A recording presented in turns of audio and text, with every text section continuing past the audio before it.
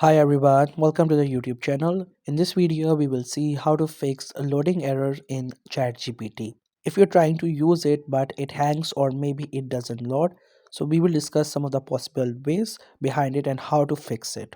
So there could be different reasons behind it, but first we have to start with the basic one. First, you have to make sure that your Wi-Fi is working properly, you're connected to a stable internet. If this is not done, then this could be the issue why you're not getting logged in your account. The other thing that you have to do is that you have to go to your browser history. For that, you have to click on these three dots, then scroll down and click on settings.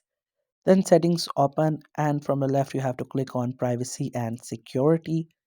Then you have to choose your browser history. Just simply click onto it, and after that you have to make sure that you have selected this second option and make sure that you have selected all time, and then just simply delete it.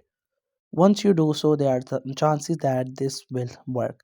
One thing issue that you can also resolve is that extensions. You have to get back, click on these three dots and choose extension and click on manage extensions. Then you have to make sure that all extensions are turned off.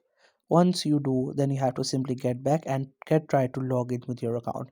This time chances that this will work. The other thing you can do is that if you're using any VPN, make sure you have turned it off.